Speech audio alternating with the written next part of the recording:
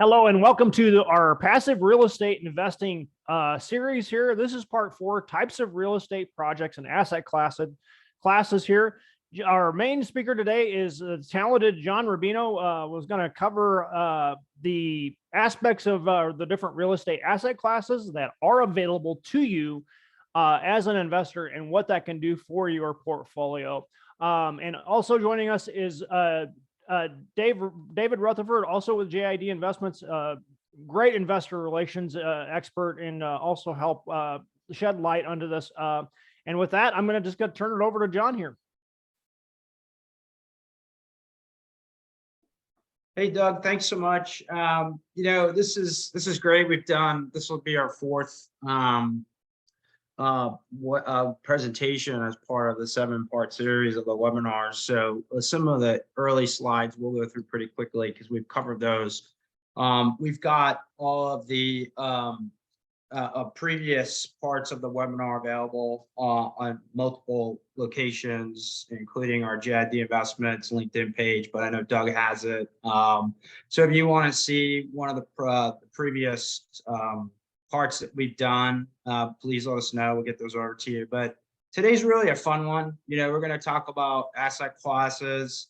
What are the different types of asset classes or projects or investments that you can choose from, which, again, they've all got, pros and cons, which we'll talk about. But again, it's really just a nice way to kind of get into what's out there, what it is advantageous from where we are in the economy right now, which we'll talk about a few of those, and what you would be comfortable with, just kind of from a familiarization and how easy it really is to kind of learn about these different classes. So it's a pretty intuitive and informal kind of presentation. We want you all to ask questions or get involved. So don't feel like, you have to wait till I finish or Doug or Dave to start coming in and asking questions, or if there's something you're not sure about. So yeah, and these usually run about an hour, give or take. But if there's some great questions or we get into a good discussion, there's no need to rush. So yeah, so with that, we'll get kind of started here. There we go. Yeah, the disclaimer, standard stuff. We're going to talk about a bunch of things, but there are people that are licensed and certified that can kind of cover a lot of the ins and outs, like attorneys and accountants and stuff. So if you hear something we say and you want to make sure, just talk to your trusted agents or folks that that you can go out and reach out to give you a hand on some of the stuff that's more in their lane. Okay. So just a little bit of Dave, Doug, and my background. We've been doing this for quite a while, and we are around real estate every day, so we kind of have a flavor of what's going on given our areas of experience. But look, we're learning just like you every day.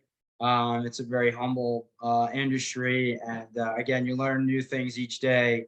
So, don't think that just because we've been doing this for a while means we know everything, but at the same time, it gives you some insights into our experience and what we've been doing and what we've done. So just a little bit about us.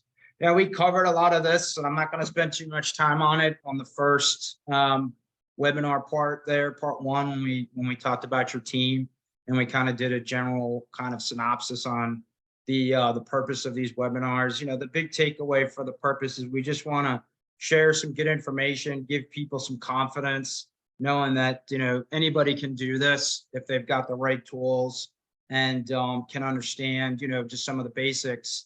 So if you're kind of on the ledge and ready to take the plunge into the cold water, our advice is go for it. Obviously, get your information, get your education, learn as much as you can, but it's not extremely difficult. There's going to be stuff that you look at a little bit more in detail, but in general, it's a really great way to diversify investing and give yourself an opportunity to participate in some really cool real estate projects without having to take on a lot of risk that some of the folks that are active in the industry take on. So with that, we'll get started.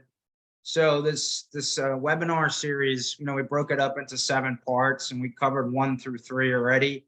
And again, we've got that if you need it, or you can find it on our pages there on social media. But today is really going to be talking about part 4, which is the types of real estate projects that are out there, some differentiation of looking at one versus another, and again, just kind of dig in a bit to some of our experiences in those submarkets. I know we've got a couple of people on the call. Andrew Rosenberg's on.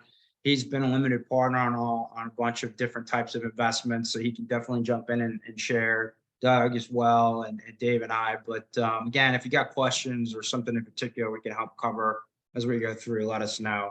Of course, our next one, part 5, will be really interesting. I talk about how you put the money together for these projects, which is pretty interesting. And then 6 and 7 are really cool.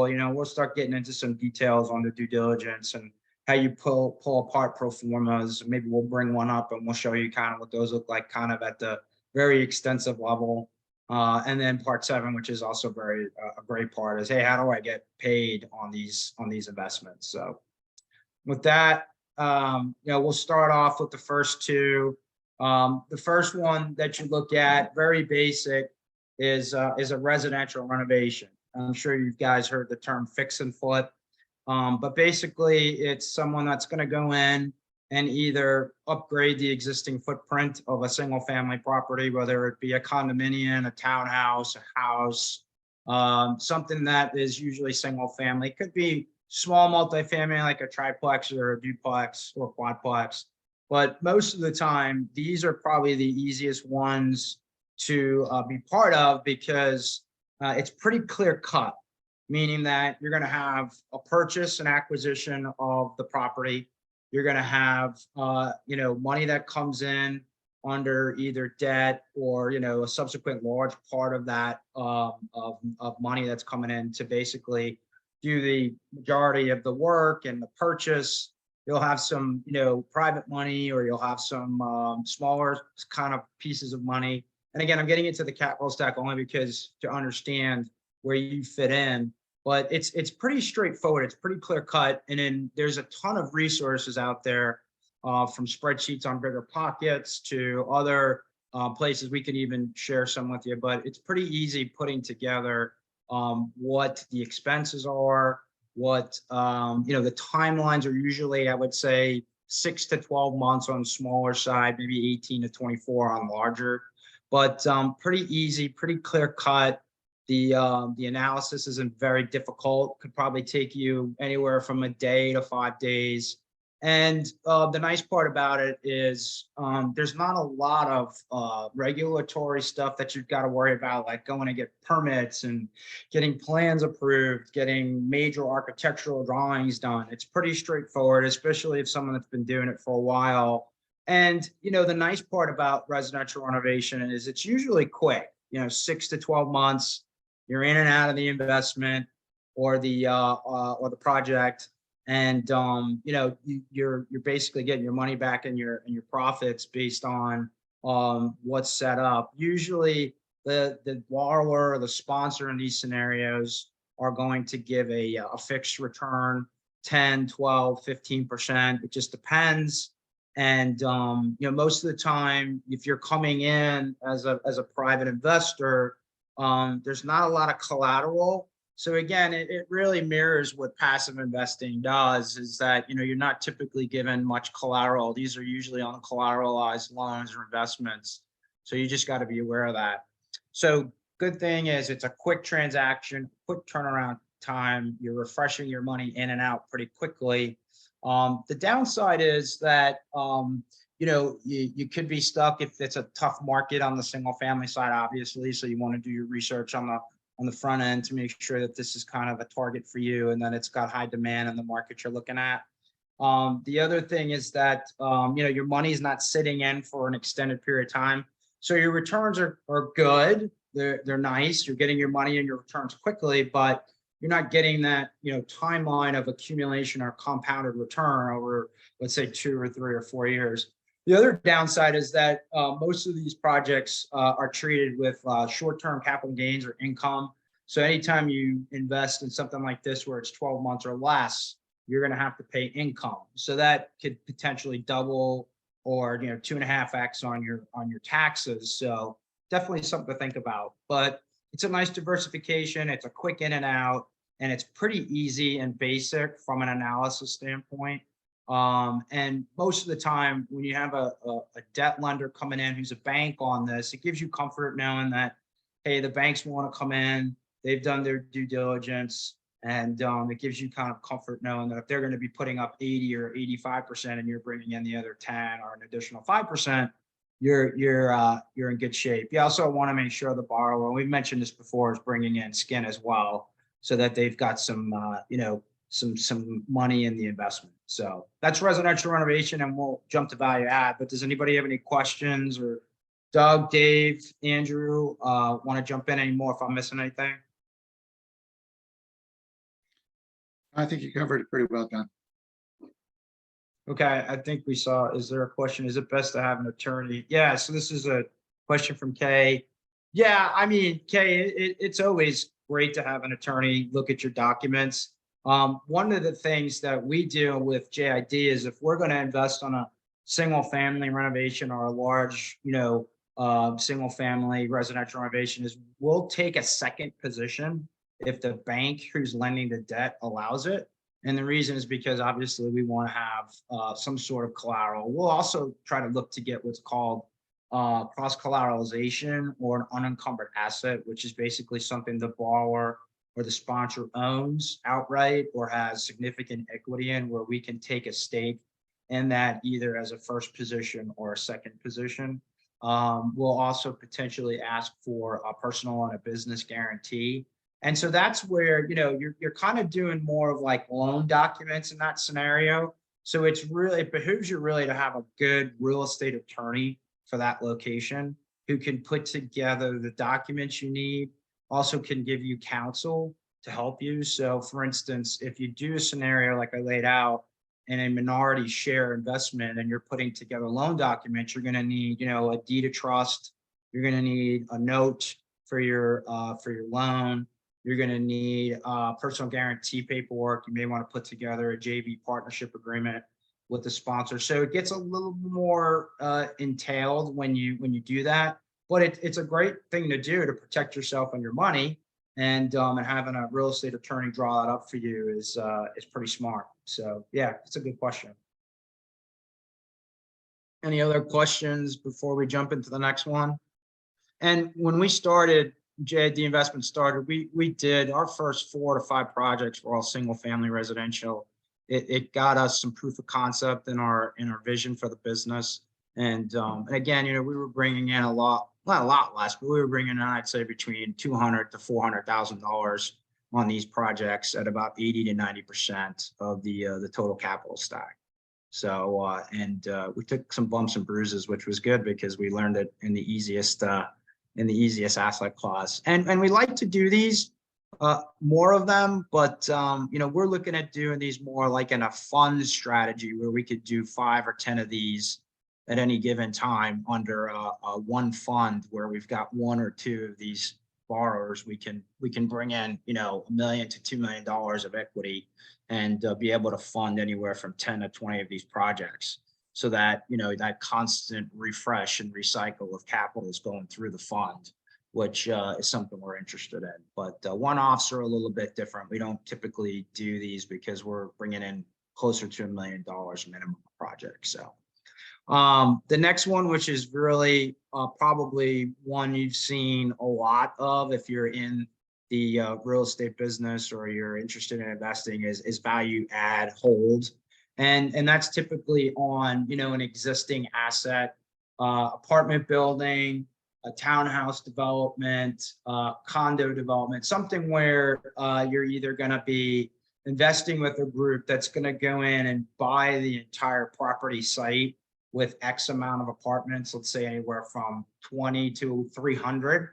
And you're going to be part of the limited partner or private money portion, and you're going to be investing alongside the partnership, and you're going to be investing in existing property. So most of the time, sponsors that are going in to acquire these types of properties are for 3 reasons. One, they want to go in and they want to do upgrades to the property to get the rents up towards market rate. So a lot of the analysis they're doing is they're saying to themselves, okay, if these folks are getting 70 or 75% of market rate, and I can go in there and make some upgrades and some renovations, go in and maybe do some light renovations or medium renovations and get those rents up. And if I can also, and this is the second part, improve the occupancy percentage, meaning that the more people I put in at these higher rents, right, the more I have the potential to make some really nice revenue. So that's the second thing. And then the third thing is maybe there's an issue with the property from a property management standpoint. So maybe the management group is, they're having some trouble, or they don't have a good campaign to bring in new tenants, or they're just managing the property well. It's a good way for an investor sponsor at the higher level to go in to try to purchase the property and then try to go in and do the renovations to increase that market rate rent and also the occupancy. It's kind of it's a safe investment. It's not as safe, I would say, inarguably, as a residential renovation.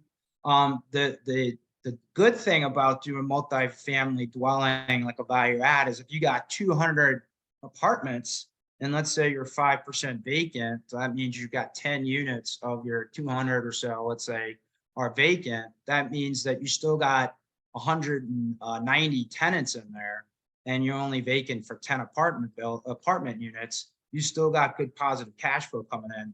Whereas a residential renovation, if you don't get one buyer or you don't have a tenant, you get nothing.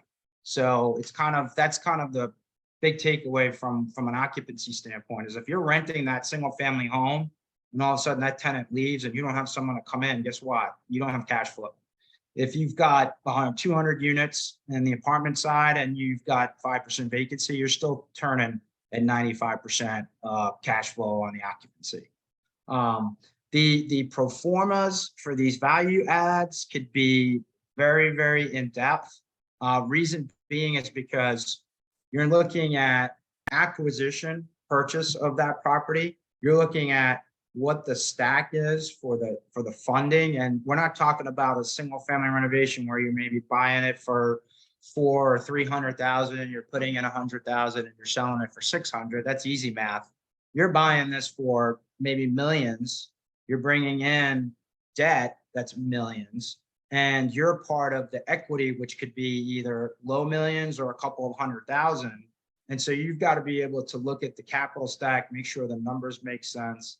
The level of detail in the budgets for the construction doesn't include just going in and fixing it up, but it also includes things like architectural, attorney fees, soft costs, which we'll get into when we talk about development. But soft costs are like, hey, what do I need to pay to make sure that there's not a gas station that's buried under here and that the dirt's good. There's other soft costs too, but that's just part of the overall cost. So it gets a lot more in depth. And then you've got to look at, year over year rents, right? So like if you got 200 units, what am I paying year over year from my costs, my operating expenses? What am I bringing in for my rents? And then when I deduct my rents from my operating expenses and I'm left with a number, I then got to deduct my debt servicing for my mortgage if I got a mortgage. And then that number at the bottom is your yield, or what's called NOI, net operating income.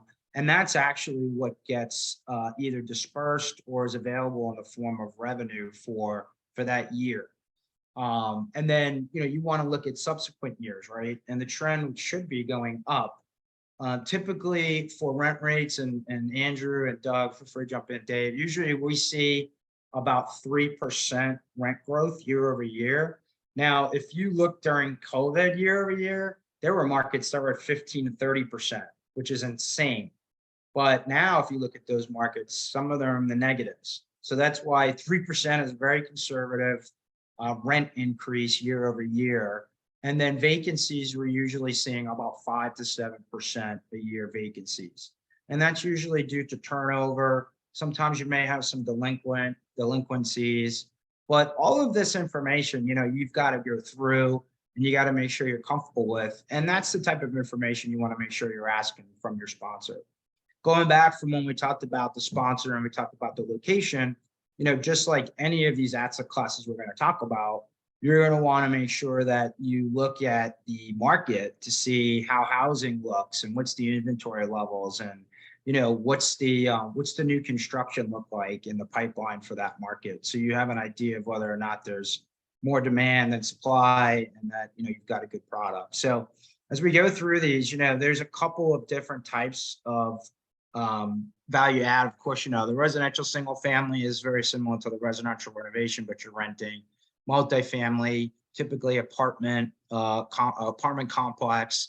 You usually will hear classes of buildings that range from A through C. A class C asset in multifamily is usually in a rural area or urban area, maybe not the greatest of areas. So and probably very old, 1980s, 1990s or 70s type structure. Not a lot of renovation been done. So class C, it just depends, but usually an older asset is a class C asset. Class B is usually an existing that is, been upgraded maybe a few times, or is a little more modern, but it's been there for, I would say, at least, it's 10 years, maybe 5-10 years, in a nice area.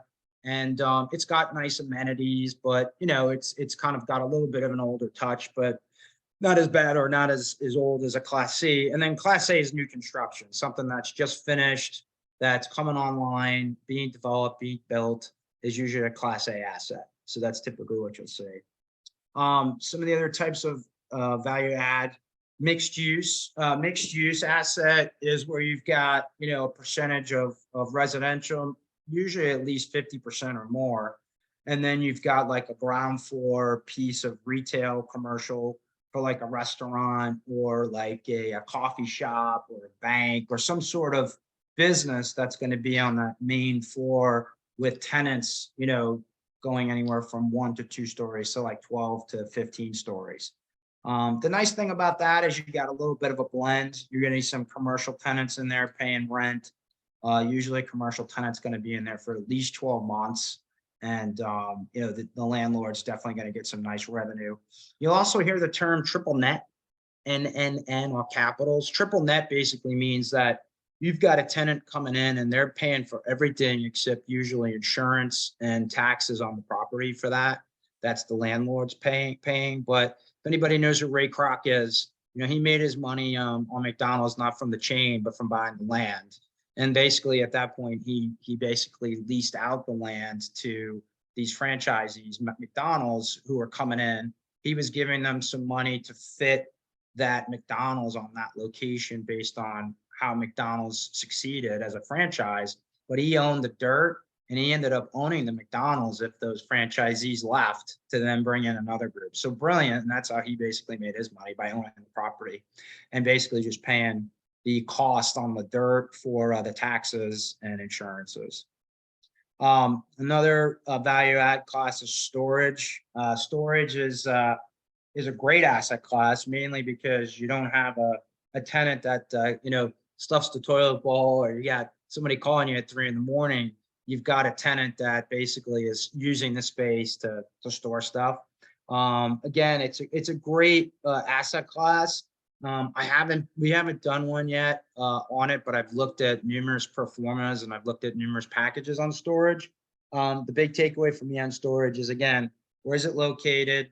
What's the demand? So where would you want to do storage? A property would be probably by like a big military facility. Why? Because when all of those folks are out to sea or they're on deployment, where are they going to put all their stuff if they can't leave it in their place? They're going to put it in storage. So that's usually a big key and variable that you're looking at for a storage asset.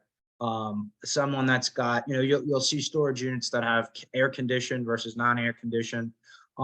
It just depends on what is the demand, but storage is a great asset. A lot of people have done well, and it's set up very similar to a multifamily with the way that the structure is, the capital stack, and the class A, B, C storage. So very similar. But a lot of people I know that are doing it enjoy it. They've done really well. They're making good money. But again, it just depends on your appetite. And again, location, I think, is key for storage. Student housing, very similar to storage. If you got this great student housing facility that's opening up a brand new student housing facility right by UCLA or Berkeley, and one of the things I'd be doing is picking up the phone to call up Berkeley's housing department and finding out, hey, what's the number of students in your area that are typically stuck on campus because they can't find anything out in town. You could definitely call up to schools. You can do some research to see what's the tenant composition in that market of students versus market rate or affordable tenants. But yeah, anytime you see a student housing facility going in like Chapel Hill or down in Raleigh or down in Southern Florida or somewhere that definitely has got a big pool of students, 40, 50, 60,000 enrollment undergrad is always a big strong suit. And yeah, when you're doing your research, checking with the schools, checking with nearby student facilities, if there's nothing but Class B old product and you've got the sponsor coming in and building a brand new, beautiful state-of-the-art facility, that's a huge plus. And especially if you're looking at the enrollment for, let's say, Duke, and the students are paying like 60 to 70K a year in enrollment, they can afford that type of housing. So definitely very interesting and exciting. Of course, in the summer months, you may not have a tenant in there, so you've got to pay attention to how the leases are drawn up or what kind of agreement the student housing complexes have, the developers have with the schools if they're catering directly to a specific school. So those are the things you kind of want to look at as well when you're looking at student housing. And then one last one I believe we have here is assisted living. I could speak personally from assisted living because my parents have been in it for 2 years now. And with the baby boomer generation kind of now in the retirement, they're anywhere between mid 60s to mid 80s. The assisted living community is thriving right now. It definitely took a big hit during COVID just because of the challenges that a lot of governments found in the States. But it is an amazing asset class from the mindset that these facilities charge anywhere from, on the low end, $6,000, $5,000 a month to as high as $30,000 a month to live in some of these facilities. And so if you own a facility, or you're coming in and building a facility and you're going to stay in to manage it, there's some potential for fantastic returns. And again, markets are huge. And one of the things I wanted to mention too, for all of these asset classes, especially though for storage, student housing, and assisted living, is the GP, the general partner piece, should have at least anywhere from 30 to 60% or 50%, 30 to 50% of their GP should be composed or comprised of someone that's got at least 10 years of experience in that asset class from the student housing or assisted living or storage standpoint. Reason being is, a developer can build anything, but if it's an assisted living facility, you want that assisted living experience to come in and be able to fit it for assisted living. And a lot of times you'll see the GPs bringing in the management piece of an assisted living so that, they're going to go in with, Sunrise or, one of these larger conglomerate groups and partner with them so that once it's developed, then the management piece of that GP takes over, and either, you come out of that deal through a refinance or recapitalization, or they offer you the opportunity to stay in and start collecting cash flow from assisted living tenants that come in. So there's a lot of bonuses for assisted living, especially now, given how much people pay for the residency there. So that's big. I think that's it for one more miscellaneous. Yeah. So I threw miscellaneous on there because there's other types of asset classes. Like the big thing I'm seeing now, and Andrew, you've probably seen it, is car washes. Car washes are big right now. There's a couple of groups that are doing some really cool car wash deals where they're standing up these funds and they're buying anywhere from 2 to 6 sites, and they're bringing in their own brand of car wash. And car washes are cool because people buy memberships, annual memberships. And so again, the Ray Kroc model, if you own the land and you're going to open up a car wash and you've got that GP portion of your GP as car wash experts, and you're putting up some car washes in areas like I-95 right off of Jacksonville, Florida, or Miami, or, you know, Savannah, where you can get some really good, you know, traffic going through. That's a very exciting and very interesting type of investment. The one thing I will say though, is that it's a business. So you're not only investing in the real estate, but you're also investing in this group to manage the business, to run the business. So a lot of your returns may be, you know, caveated on the success of the business. So you're kind of juggling two things there. You know, how's the real estate, how's the land value, how do the numbers look, and then how does the business look for a car wash, right? Or if they're doing, like, I know a couple of groups are doing ATM machines. You know, that's interesting, right? Like, wow, ATM machines. It's kind of a little bit outside the value add, but it's it brings in some definite interest from different types of diversification. So I'm going to take a pause there and see if anybody's got any questions or if anybody else wants to add. But that's typically what I'm seeing across the asset classes for value add. Hey, John, I think we do have one question in the chat. Okay.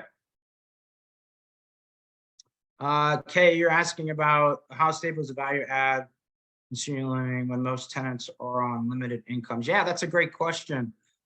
So I know, like with my folks, they had a long-term care policy, which basically was able to cover up to 10 years for their care.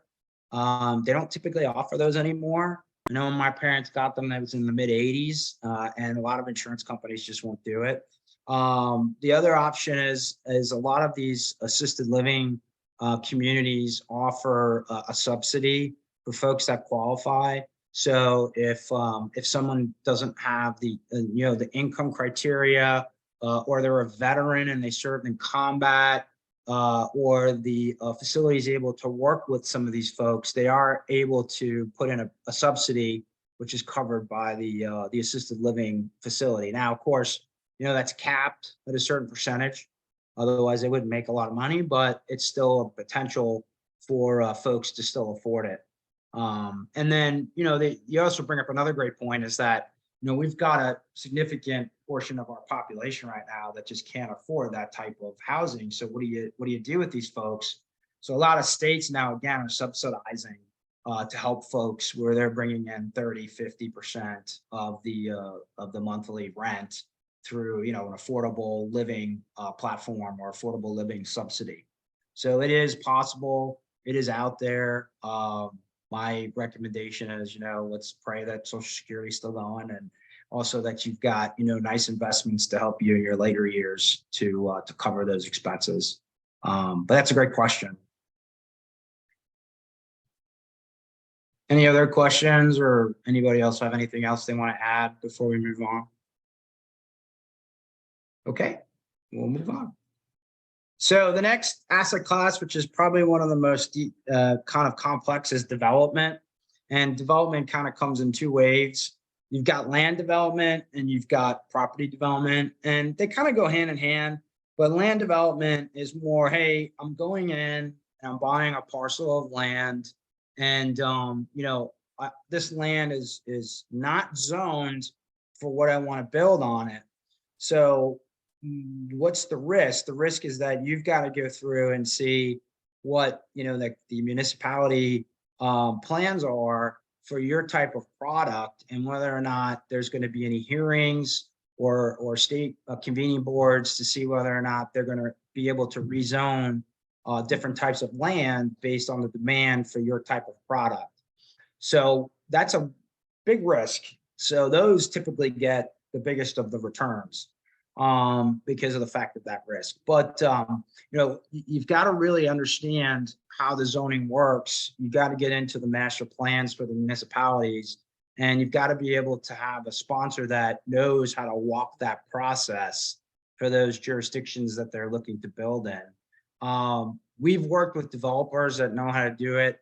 They've kind of during our due diligence processes, shared master plans and showed us exactly where our lots were that we were going to purchase, and how the communities and the counties have already approved that type of development, but they still have to go through the legal portion of getting it approved for the zoning.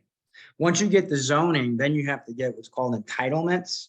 And entitlements are basically, hey, yeah, you've got it zoned for what you want to build, but you still got to go through the process of getting your plans approved. You've got to have architectural renderings and plans that go through the county boards to look at it, to comment on, and to vote on. And that could take anywhere from 6 to 24 months, depending on how big your project is. And so the communities, these county boards, these community commissioners and legislatures will go through, and they'll provide comments, they'll provide feedback, and then eventually they'll vote on whether it's a yes or a no. And as long as you've got a sponsor that's gone through that process and they're comfortable, and obviously that's part of your due diligence, and they've done this before and they know the process, it is very risky. But if they're doing it the way that it's supposed to be done and the way they know how to do it, and they get approval for their plans, they submit the plans, and then what they're waiting on to get is a building permit. And that building permit basically will take them to the next phase, which is the new construction.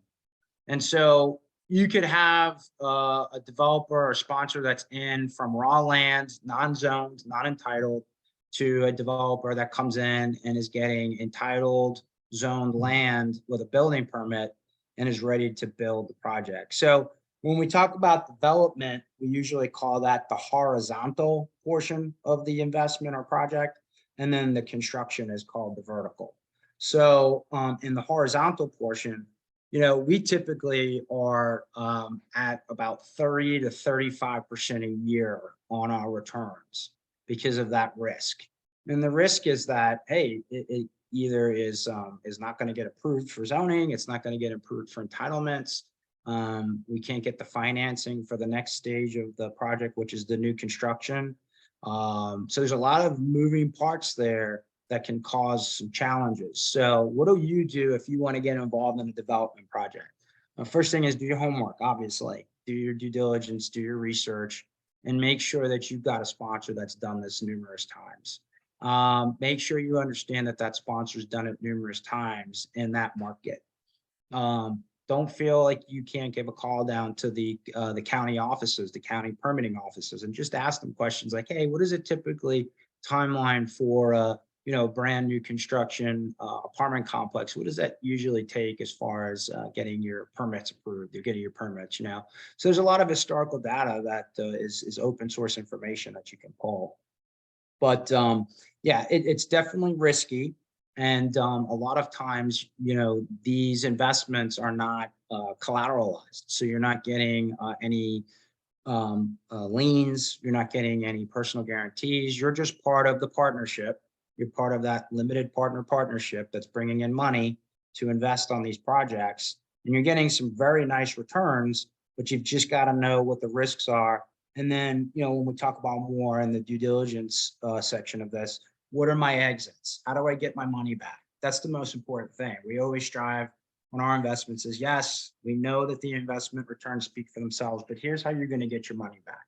Here's how you're going to get, your investment. Here's how your investment's protected. Nothing's guaranteed, but this is what we're going to do to make sure that that your money's in good protection. So the value add, going back to the value add existing, the returns are not as high as development and new construction because you've got an existing asset. The building's there. You're just going in and you're making modifications and renovations to the existing units, putting in a management team that might be more efficient, and you're getting to try to get those rent rates up. So a lot less risk. So we usually see returns in multifamily, anywhere from like 12 to 18% normalized, standard. Development, you can see returns at the investor level for around 15 to 23%, let's just call it. And we're striving to get it, at 30 to 35, because that's what we typically negotiate with our sponsors and developers, so that our investors are getting that direct return from our business. So that's typically how that works. Am I missing anything, Dave or Doug? And I see we've got 2 questions, so, or points. Do you guys have anything else to add here? Andrew, please feel free to jump in as well from your experience. No, Oh, you're I doing think a that's great job, John. Thank you, though. Yeah, no problem. I think it's a really important distinction, John, between having land and having land that's zoned and entitled. That's a Yeah. huge, huge roadblock for a lot of, potential developers is, yeah, anybody can go buy 2 acres, 3 acres of land and get it at a good price. But if you're not able to properly zone and have that land entitled, that's really kind of a showstopper. Another point to mention is, the whole zoning and entitling of land is kind of a subset of investing as well. There's developers out there who will go out and purchase raw land. They'll go through the entire process of having that land rezoned, having that land entitled, getting it fully prepped. Then the value of that land significantly increases, and then they're able to simply sell that land for a profit. So there's a lot of different moving parts to this, and I think that was a really important distinction of having land and having land that's usable for. Yeah, Dave brings up a great point. I didn't mention it. When you get that land developed, you take it through zoning, you take it through entitlement, let's say, and you get it to a point where you got a building permit in hand. Obviously, the land value goes up extensively, right? So that's a great opportunity to potentially turn around and sell the land to a builder or someone that's going to do the new construction portion and get a nice return. We did that on one of our deals in Washington, D.C. We brought in $1 million and we walked through the entire entitlement process. It took about 18 to 20 months, but we made over $500,000 on that $1 million investment. So, and then we were taken out in a recapitalization where someone came in, they took the $1 million position we had, the 500,000+ of our profit, and then they took our position now in the construction piece to then take the project to completion. So yeah, Dave brings up a great point. That land, it is a lot of risk, but if you get it through that process and you got a sponsor that offers you an exit with very, very good numbers at that point when it's ready to start construction, you can make a very handsome return. Most of the time on the deals we're doing on the development, we're going to stand all the way through to final exit, whether it's a sale of the building after new construction, or we're going to sell condos if it's a condo building. We're typically staying in all the way to the end. Although we do ask, hey, what are some of the potential exits if we decide or we come up with a plan that you can find other capital. So good point, Dave. So we got a few other questions here. RVs, good question, Charlie. I think RVs would probably be a kind of hybrid where, you're buying land and, you still have to have some sort of assurance that that land can be used for RV parks, whether it's county or state.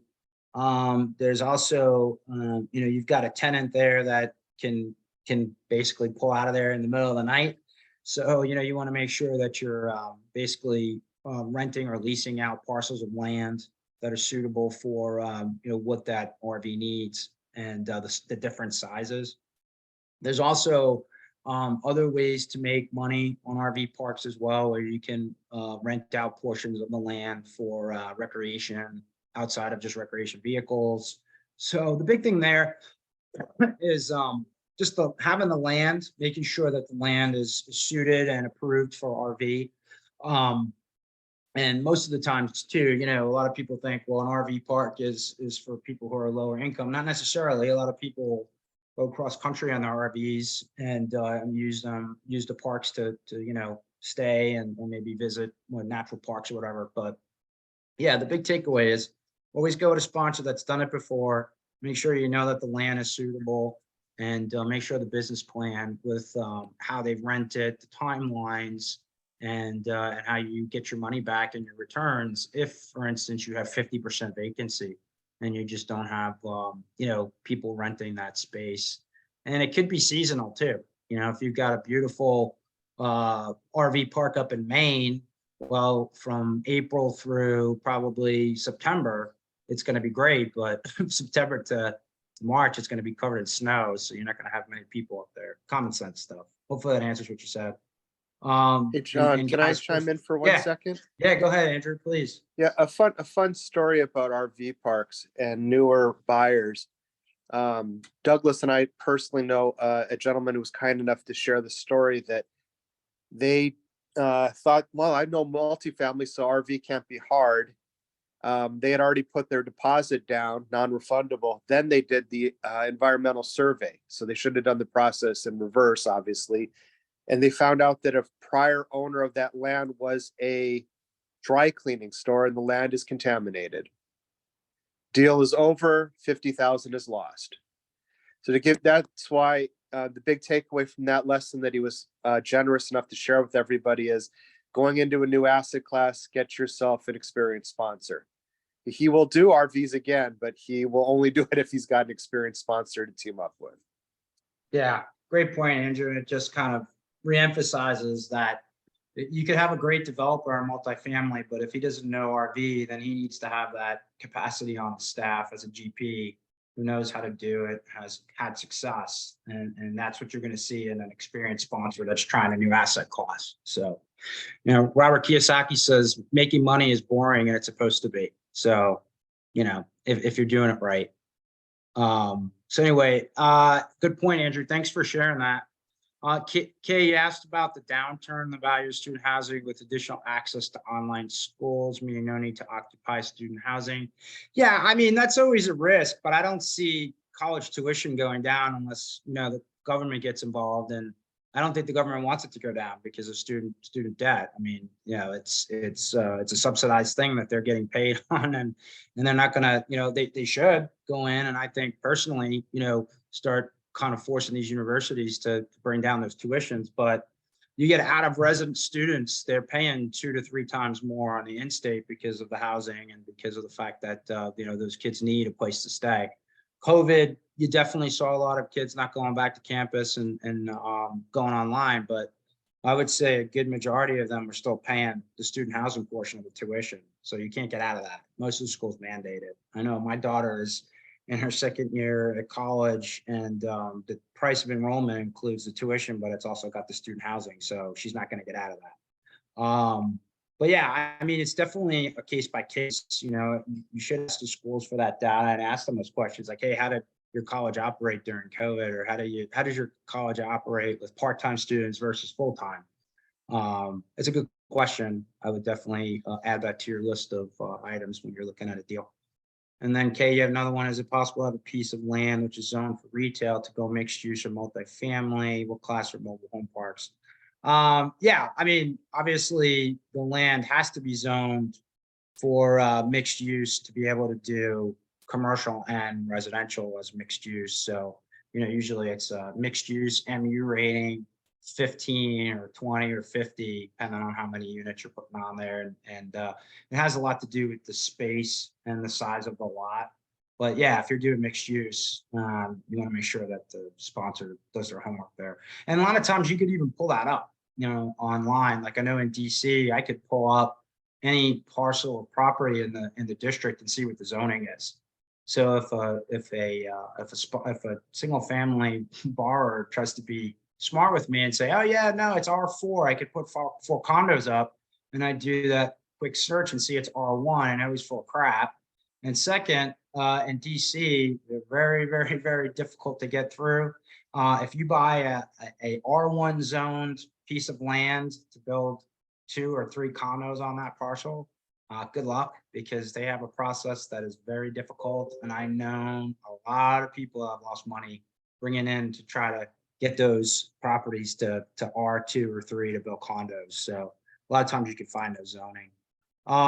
What class are mobile home parks? That is a great question. I'm going to tell you, I don't know the answer. Andrew, any idea, or does it have a certain type of zone, or Doug or Dave? would, Most people would generally- call that C, right, Doug? Yeah, actually, in terms of grading ages, for sure, fair to say, C class, B is usually a really, really nice one. But in terms of other classes, it really is a special use in and of itself. It acts a little bit like multifamily, of course, but it is for sure its own category. Yeah, and Kay, that's probably something too. Like if you find a great RV park, I know a couple of friends of mine are doing them up Ohio, like in Cincinnati. You can pull the zoning records and the zoning instructions to cover, what the different types of zoning are. So there's got to be one in there for RVs, and that would give you some idea. And it would also probably break it out by, size of the parcel, like Doug and Andrew just said, if it's B versus C class from, hey, you got this beautiful property on the water versus, hey, this is one right next door to, downtown, which may not be as nice. So good question though. All right, I'm gonna move over to the next one. And this is kind of a unique asset class we're seeing a lot of, and Doug and Andrew and Dave, I'd love to hear what you guys think, but I'm seeing a lot of debt funds now. And debt funds are getting traction because of interest rates, some of the challenges we've had with the banks over the last couple of months with SVB and First Republic. So a lot of folks are now getting into the debt fund market for a few reasons. One is you can still get a pretty decent return, 6-7%, believe it or not, is a good return. And it's lower than some of the interest rates that are out there right now.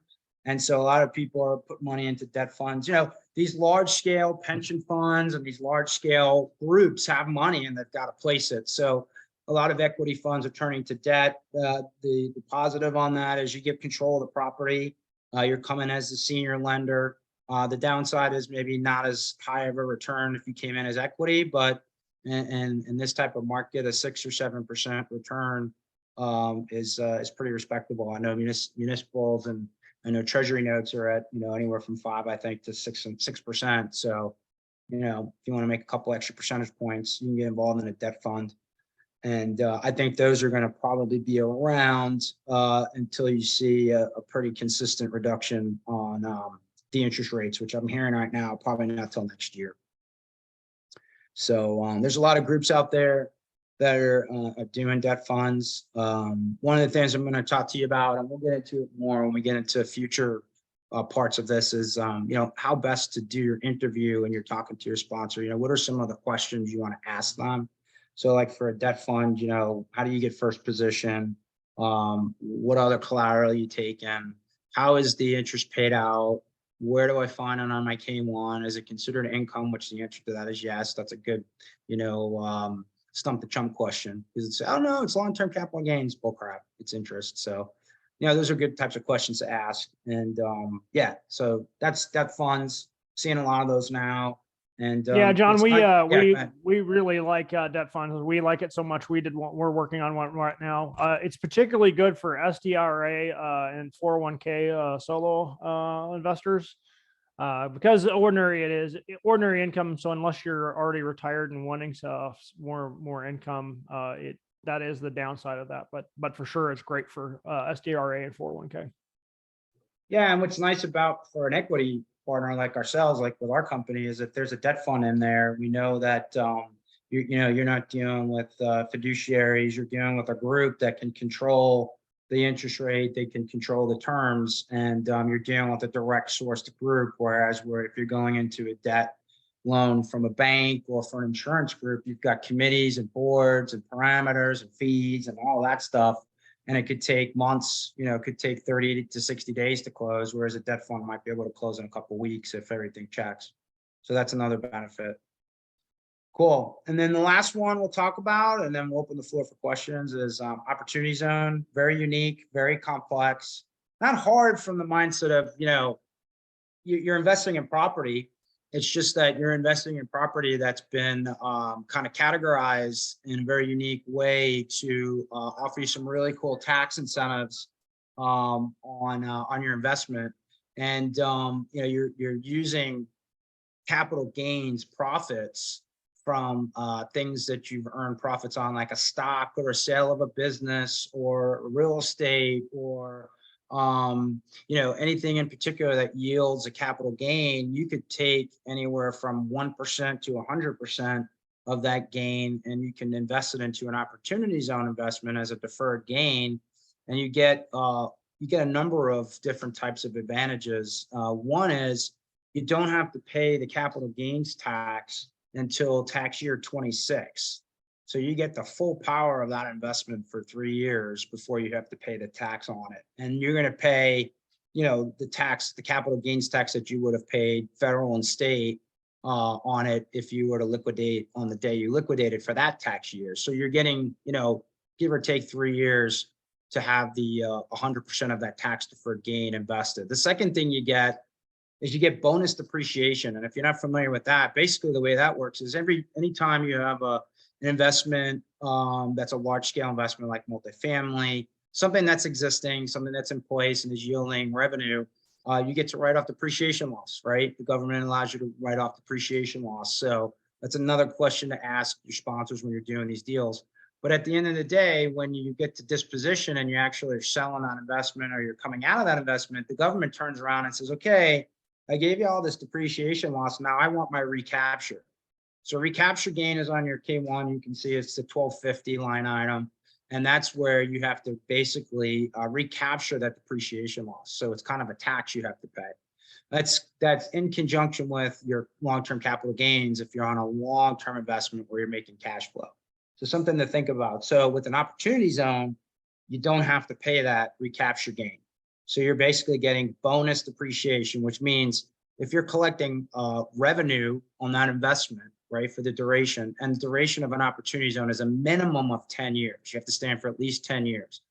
So if you're staying for that minimum of 10 years, every check you get each year or every quarter in the form of rental income, and you get to take the depreciation write-off. And then at the end of the investment, you don't have to recapture the gain. So it's almost like you're getting a kind of tax-free rental check each quarter or year in this investment with that depreciation loss and then the lack of having a recapture. So that's the second positive. The third positive is that any gain that you earn from that investment, the capital gain profit after the 10 years, the lump sum return that you're getting, not the rents, but like the lump sum exit, is tax-free.